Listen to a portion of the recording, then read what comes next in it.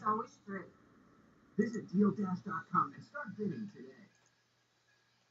Are you one of over 26 million Americans with a tax problem? Are you being audited, or do you have years of unfiled tax returns? Well, listen closely, because the IRS has recently announced major changes to its tax forgiveness program. That's right. If you owe $10,000 or more in back taxes and are looking for a permanent solution and a firm you can trust, call Post One Financial Group right now for your free confidential consultation. What are you waiting for? Call 800-339-5811. That's 800-339-5811. It's a red carpet event. We're doing a doggy fashion show. And this catwalk I may have bitten off more than I could chew. has gone to the dogs. We've got a wardrobe malfunction. Strike a pose with a little couple. All new Tuesday at 9. On an all-new Alaska Proof. What could you do with shrimp vodka? We're gonna rip down the most round sound. It's teeming with life. We're out here trying to catch spot shrimp. Here we go. Nothing. So, making cocktails today, right? With shrimp. Shrimp. Shrimp cocktail? Like a shrimp cocktail. Cocktail. Cheers, guys. Yeah. Alaska Proof. Back-to-back new episodes. Thursday at 9 on Animal Planet.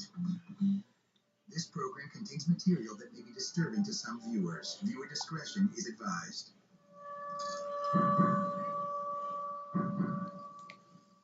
Disaster strikes at the world-famous Tour de France.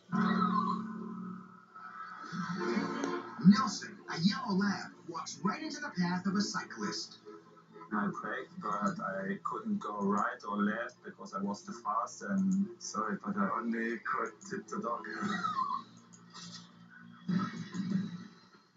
Riders swerve to go around the dog, but Marcus Burkhardt, competing in his first Tour de France, can't avoid him.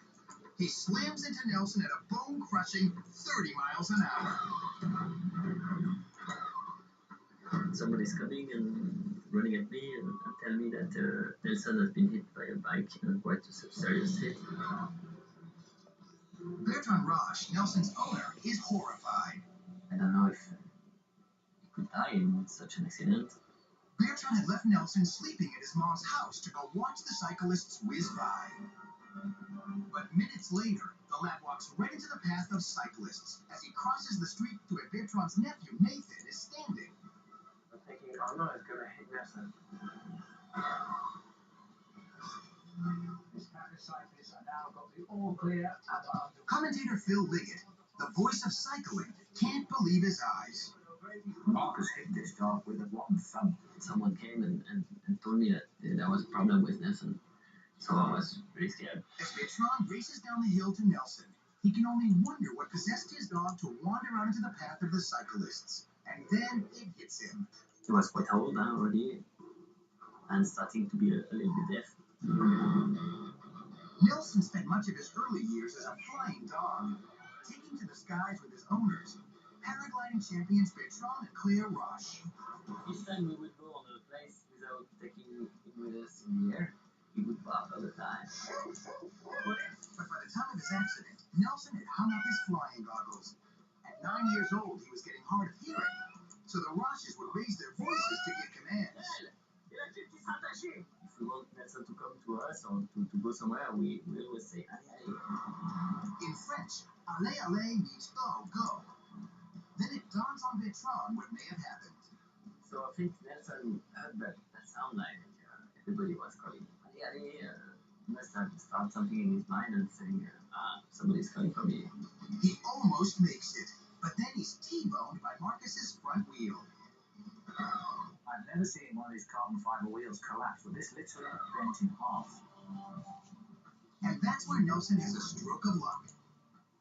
The bike wheels used by Marcus that day are of a super lightweight carbon fiber construction. So when Nelson is hit, Marcus's front wheel absorbs the impact and collapses, most likely saving Nelson from serious internal injuries. We went to the hospital for a dog, and then the doctor looks at him and nothing seems to be broken. He was okay actually. He was quite a tough boy. Nelson is a little bruised but makes a complete recovery. Marcus continues the race on another bicycle. Our mailbag was full of questions. How was the dog? Nobody asked how Marcus was. Nelson lives out the rest of his days before finally passing peacefully away. But for Bertrand, he has only to look up at the eagles soaring high above, and his co-pilot is with him again. He had an extraordinary life.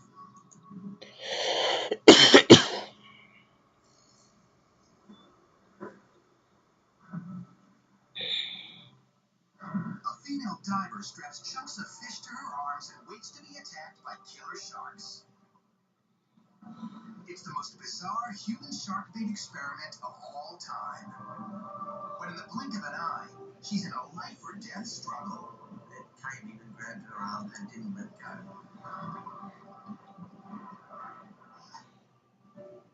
Ron and Valerie Taylor spent their lives swimming with sharks. The husband and wife dive team gained fame for shooting underwater scenes for the movie Jaws. But it's on this day, while filming Blue Sharks for a TV show about the Pacific Deep, that changes their lives forever. Valerie was hand feeding the blue sharks to attract them into a feeding mode. Then, the flash of teeth and tail disaster strikes. I'm down about 50 meters. I look up and I can see Valerie is hitting the shark.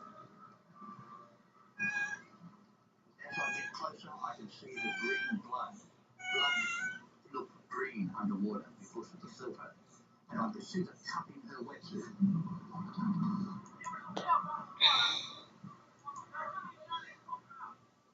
She makes it to the dive boat, clutching her leg. We get to the surface, and Valerie yells out, "Start your cameras, I've been bitten by a shark." It's just amazing how Valerie's temperament. Although in great pain, Valerie remains calm and does not go into shock. I peeled the wetsuit back a little bit and I could see all this red flesh, and I knew it was a pretty nasty wound. Valerie has to be airlifted to a hospital, but she survives. Valerie was very lucky, in fact, because